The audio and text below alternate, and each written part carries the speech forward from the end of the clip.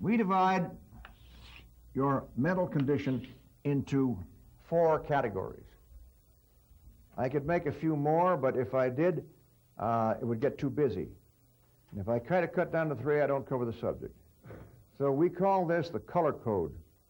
And we divide these 4 states of mind into 4 colors, not numbers or letters. And on the left, we have the condition of unreadiness called white. Condition white.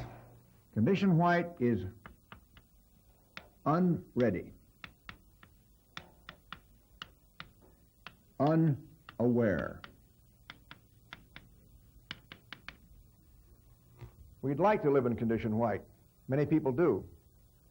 Unfortunately, some of them die unnecessarily. Just in the last month, I've had about 4 cases come across my desk where a man died because he was in white. And he didn't need to be. Now, you know, you don't have, all knowledge is not from this podium. Something like this could be worked out of a man's own, but these people still died. They're dead because they're on white. On white, you are not prepared for the problem, and you are not going to be able to handle it. The only way you can handle a situation on white is if the other guy is such a klutz that he can't handle his problem. That happens, fortunately, but don't count on it. I remember a case happened in Rhodesia where a friend of mine was attending a party, going-away party for the head of a machine shop, and the Rhodesians used to be good beer drinkers, and this was in a building that had been separated down the middle by a partition. This was the street side with the machines, and this was the warehouse, and there was a back door there. Well, in the middle of the festivities, Tom went out to get some more beer. So he opened the door, went through, reached down with his hands like this, and at that point, that door opened, and here's a sportsman standing in the door with a FN, automatic rifle, semi-automatic. And so Tom looked up at him and says, "Hi." And the guy still looking at him, he goes, "Slunk, slunk, click." And no, he pointed at it and went click. He didn't work the action. He pointed at it and he went click. And Tom looked at him again and he says, "You want a beer?" And then the guy went clank, clank, click. At that point, Tom told me, at that point I began to think there was something wrong. Well, Tom was alive or he couldn't have told me that story. But he wasn't alive because of anything he did. He was alive because that baboon couldn't operate the rifle. But you can't count on that, you know. The next baboon may know how. No, you can't make it that way. But, you know, you don't have to go back to Rhodesia or an exotic place such as that on the Zambezi. Take Paris. Just last summer, the head of security for the American embassy in Paris had been sent all these anti-terrorist notes about precautions. And one of the things had to do with the way you go to work in the morning. The notice he sent around to all members of the staff was, "Careful, they're out to get us. It's open season on Americans. So, where are they going to get you? The best time is when you go to work in the morning. They know you keep a schedule. So if it's your custom to leave your house at 8:15 every morning, that's when they're going to be there. So be careful at that time. Use your eyes, and don't borrow trouble. If you have to go some other time or some other way, do so." So he's writing all these memos. Comes the day. He comes to the door of his house, little apartment-type arrangement in Paris, and there's a stair that goes down to a walk which goes out to the street. And there's his embassy car waiting for him. And so he opens the door and looks, and up there on the street corner, there's a character straight out of Central Casting. A trench coat yet. Trench coat, dark glasses, pencil mustache, hat turned down, both hands in pockets. And what he would have said, "Send him away. We want somebody more convincing." But the point is that reality didn't get to him. And as he walks down the stairs, this guy looks at him, drags out a little old high-capacity 32, one of these things that has a 16-round magazine and a 32 auto, and starts going, whang, whang, whang, see? And this guy looks at him, "What are you doing?" And so he says, "Hey, I'll get around the car." So he gets around the car, and the guy gets around him, and they go wandering around the car, going, whang, whang, whang, whang, whang. And this is pretty funny, except, of course, guy could get hurt that way. And finally, this goon fires the gun dry, see, and the slide stays open. And he looks at it, stamps off in a rage. Damn gun. Have the sights fixed or something. But you see, here's the guy who was writing the book, running right into his own problem in his own house. You see, he was in white. He didn't know about this, or if he did, he didn't believe it. It's easy to kill a man in white, no matter how good he is. If you caught Ross Zeifried in white, you have him. But he doesn't stay that way if he's wise when the situation gets tricky. Now, I live too easy a life out here. I stay in white on the ranch because this is, as I say, the safest place in the world. But believe me, I can shift when I move into a crowd where I don't know everybody. And what you move in, when you move from white, is to yellow.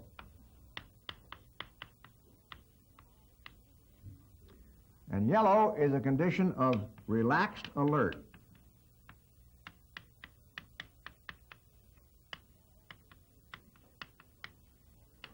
And it differs from orange by being unspecific.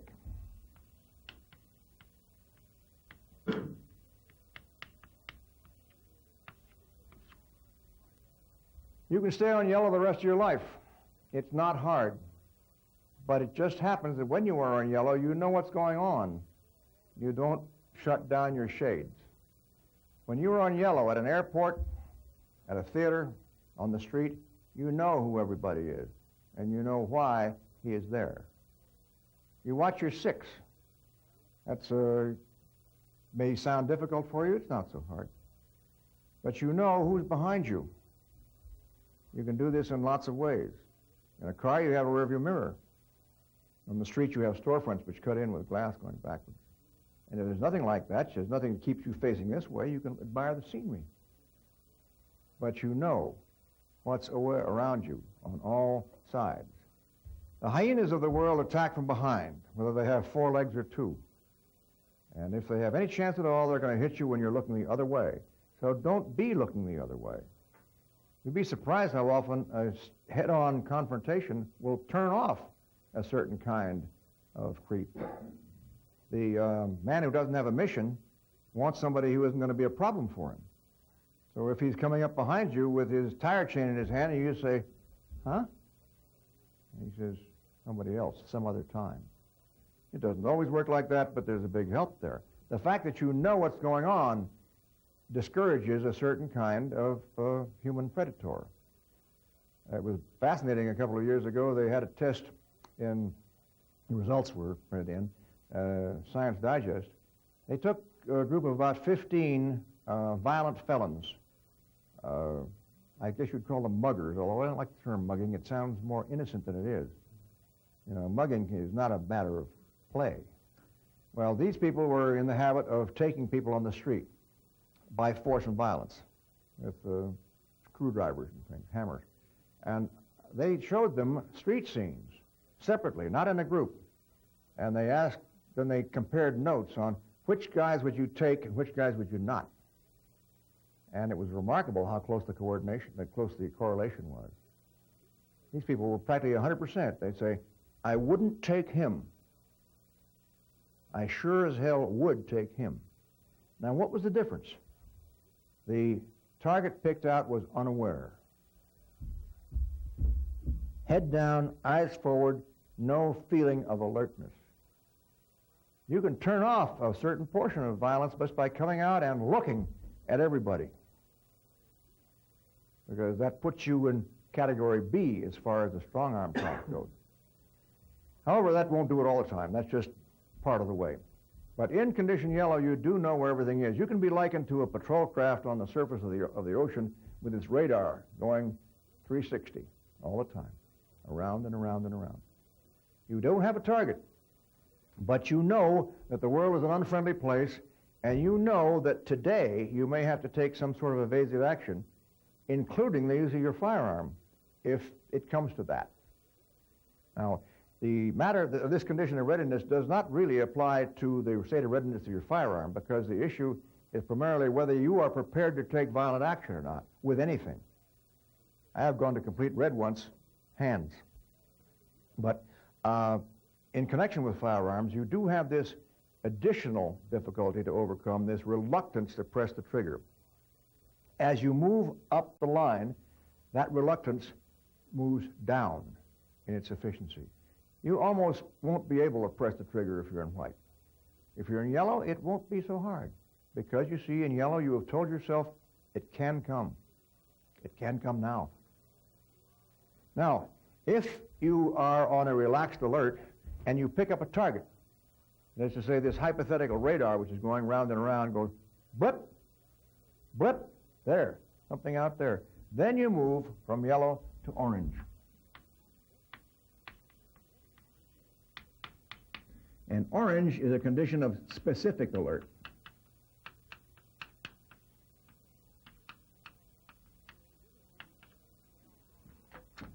The difference between yellow and orange, on yellow you say, I just may have to shoot today. On orange you say, I just may have to shoot him today. Now this is in no sense a prickly or a trigger-happy condition. You are simply adjusting your mind to that possibility. Now that target you have out there may not be your enemy. He may be a friend, and you're no danger to him because you're in command of your thoughts. But suddenly that mental block against pressing the trigger is kicked down 2 clicks. I may have to shoot that guy. Why? Because here's the situation. When the man came to the steps at the top of his apartment in France and he looked at that guy, he should have gone to orange. Now that doesn't mean you're going to shoot him. It just says, there's somebody I may have to do. And on orange, that barrier is now much lower. Much lower.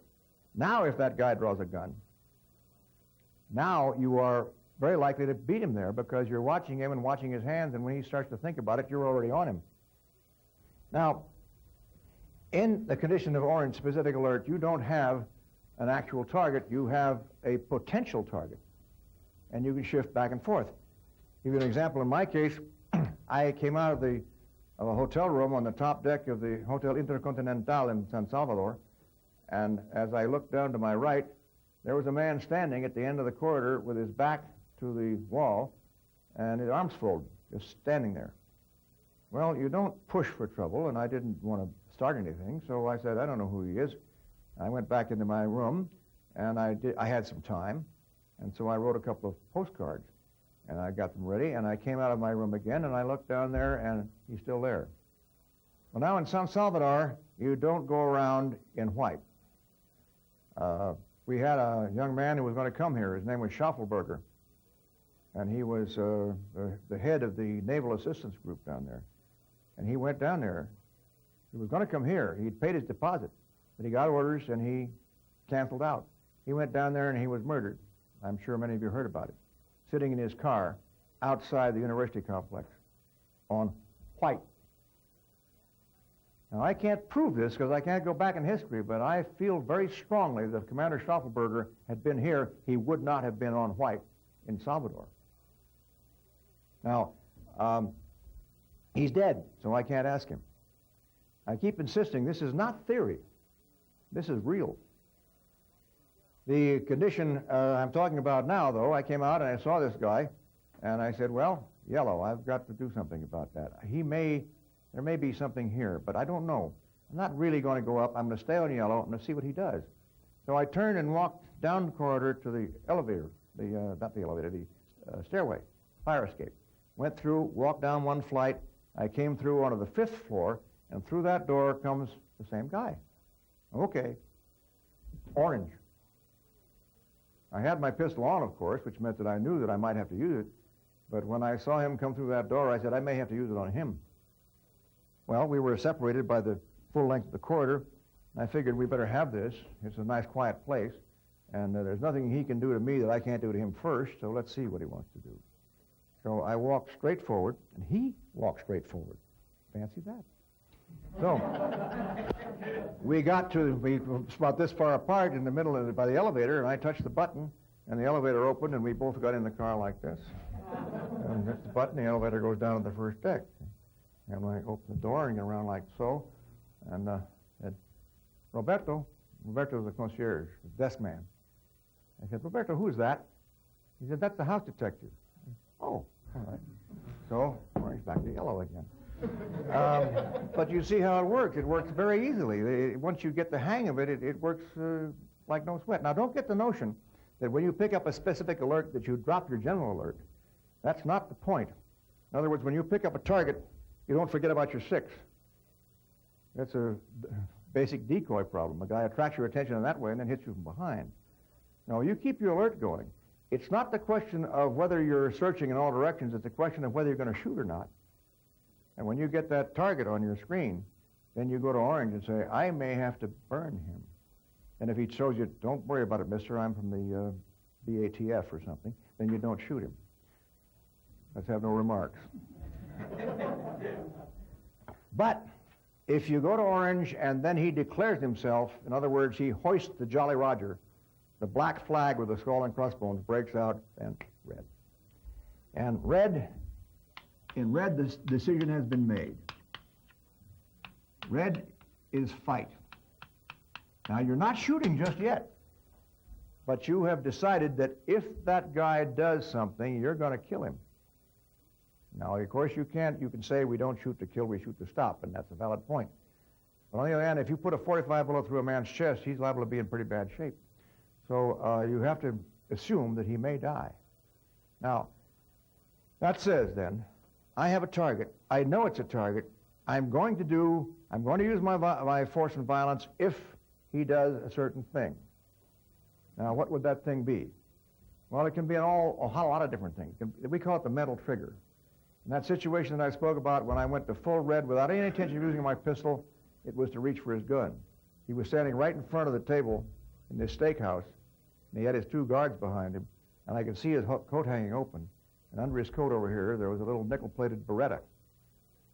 And my decision had been made in advance, not to shoot him, because he had 2 guys with machine pistols, and I had 2 friends, too.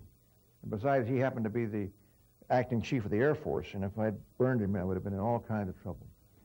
But he was stoned out of his mind, and he had a bad reputation, and I knew he was capable of shooting. So I just set in my own mind, if he puts his hand on that pistol, I'm not going to reach for mine. I'm going to go right over the table, steak, beer, salad, and all. I'm going to hit him right on his forearm with both of my hands and go right down on top of him. And my 2 buddies here can take care of the guys with the machine pistols because they can't unhook them as fast as these guys can draw. But you see, it's not a question of